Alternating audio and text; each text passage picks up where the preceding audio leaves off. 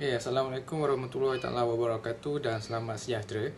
Nama saya Muhammad Amir Amri bin Muhammad Asnari. Nombor kad matrik saya di 2019-2009-2079. Kat sini kami ingin membentangkan tentang rancangan pelajaran harian yang bertajuk Introduction of Human Anatomy and Physiology. Kalau kat sini kita dapat lihat ialah rancangan pelajaran harian kami. Kat sini minggu ke-11, kelas 5 saya sukan 1, masa 8 pagi hingga 9 pagi. Mata pelajaran saya sukan yang bertajuk Pengenalan Anatomi dan Fisiologi Manusia. Mula objektif pembelajaran atau standard kandungan iaitu mengenali apa itu sains anatomi dan fisiologi. Yang pertama, sains anatomi dan fisiologi, organisasi struktur manusia, kajian tentang struktur dan fungsi tubuh, sistem-sistem tubuh, hubung kait antara sistem-sistem tubuh. Seterusnya hasil pembelajaran atau standard pembelajaran. Ini pada akhir PDPC diharapkan murid dapat menghuraikan mengenai apa itu sains anatomi dan fisiologi sebagai pengenalan.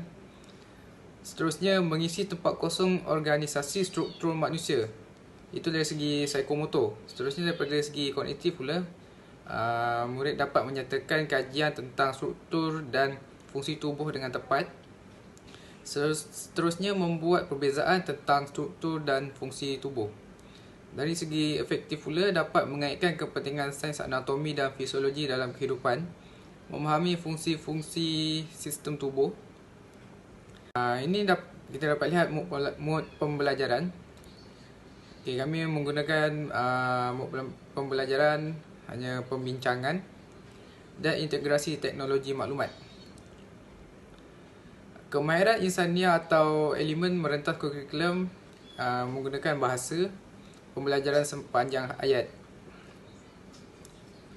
Sebenarnya kami merangkumi, memahami, mengaplikasi, menganalisis, menilai. Seterusnya kita masuk kepada aktiviti pembelajaran dan pemudahcaraan. Ini PDPC. Dalam fasa pengenalan ni kita ambil masa dalam 10 minit, iaitu set induksi. Seterusnya, murid akan dibahagi kepada 4 orang dalam satu kumpulan. Guru akan menayangkan video dari YouTube. Pelajar berbincang dalam kumpulan apa yang mereka faham tentang video tersebut dan menjawab 5 soalan kuis. Seterusnya, soalan kuis ni kita boleh lihat rujuk di lampiran A. Seterusnya kita masuk kepada fasa perkembangan pula. Latihan 1. Ini 15 minit. Guru memberi beberapa potongan artikel kepada ketua kumpulan. Seterusnya pelajar membaca dan berbincang dalam kumpulan. Seterusnya pelajar diminta menjawab kuis yang diberi guru. Seterusnya guru membincangkan jawapan selepas menjawab kuis. Ini kita boleh lihat rujuk lampiran B untuk lihat apa isi kandungan. Seterusnya kita masuk kepada latihan 2 pula. Latihan 2 kita buat 20 minit. Guru akan memberi tayangan slide kepada murid tentang tajuk organisasi struktur manusia, sistem-sistem tubuh dan hubung kait antara sistem-sistem tubuh. Seterusnya, guru memberi tugasan setiap kumpulan, satu tugasan yang berbeza tajuk. Sebagai contoh, kumpulan 1 dan 2, organisasi struktur manusia. Kumpulan 3 dan 4 dapat tajuk sistem-sistem tubuh. Kumpulan 5 dan 6, hubung kait antara sistem-sistem tubuh. Seterusnya pelajar diminta untuk membuat peta minda dan wakil kumpulan perlu membentangkannya. Dan seterusnya sesi soal jawab akan dibuka selepas wakil kumpulan tamat pembentangan. Segala tayangan slide, lepas tu contoh peta minda kita boleh rujuk kat lampiran C. Seterusnya fasa penilaian. Fasa penilaian kita ambil masa dalam 10 minit, di mana guru akan membuat penilaian terhadap pemahaman murid tentang tajuk ini melalui peta minda yang telah dilaksanakan oleh murid dan menjawab 10 soalan. Soalan ni kita boleh rujuk pada lampiran D. Dan seterusnya fasa penutup. Fasa penutup, guru akan melontarkan beberapa soalan berkaitan dengan tajuk pembelajaran dan kumpulan yang menjawab soalan yang paling banyak akan dikira sebagai pemenang.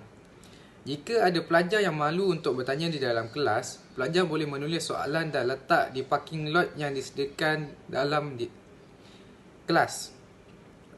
Yang ini kita boleh rujuk lampiran F, di mana ada contoh sebagai parking lot. Gambar parking lot tu macam mana.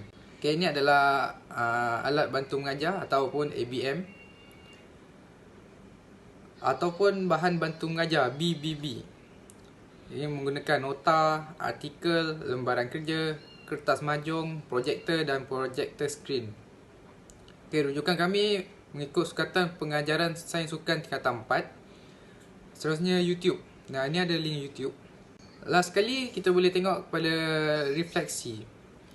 Refleksi ni dinilai melalui aktiviti penilaian dan penutup secara keseluruhan. Ia untuk yang pertama untuk mengetahui tahap pemahaman murid sepanjang pembelajaran. Yang kedua, guru dapat mengekalkan kekuatan yang ada semasa pembelajaran. Yang ketiga, mengenal pasti masalah yang diperoleh oleh murid. Yang keempat, guru dapat tambah baik aktiviti pembelajaran supaya murid lebih minat dan mudah difahami. Okey, kita boleh tengok rujuk lampiran E untuk lihat refleksi. Itu saja daripada saya. Seterusnya kawan saya Amros akan teruskan pembentangan. Okay, kita akan pergi ke lampiran A. Kita akan bagi satu gambar rajah, anatomi, gambar rajah, berserta link YouTube untuk murid-murid tonton video tersebut. Selepas menonton video tersebut, kita akan pergi ke soalan kuis. Okay? Soalan kuis yang berbentuk apa itu fisiologi, struktur tubuh manusia, apa itu anatomi, sel dan jaringan. Lampiran B pula, iaitu kita akan bagi gambar rajah dari artikel lah, potongan artikel. Okay, contohnya macam ni. Okay. Selepas daripada gambar rajah tersebut, kita akan bagi soalan kuis. Soalan kuis yang berbentuk apa itu sains anatomi dan fisiologi. Okay, bentuk soalan dia begini. Dan lampiran C, iaitu tayangan slide. Macam kita present contoh tayangan slide tu kita akan bagi. Okay, dia macam ni. Selepas daripada slide tersebut, kita terus kepada membuat peta minda. Peta minda berdasarkan slide tersebut. Kita akan buat peta minda, mana isi penting. Contoh ada 5 slide, kita akan gabungkan 5 slide tu isi penting sahaja. Okay. Untuk fasa penilaian, iaitu lampiran D. Lampiran D seperti biasalah, nama, tingkatan dan soalan-soalannya kita bagi ABC. Soalan A jawapan bla bla bla, B jawapan macam itulah.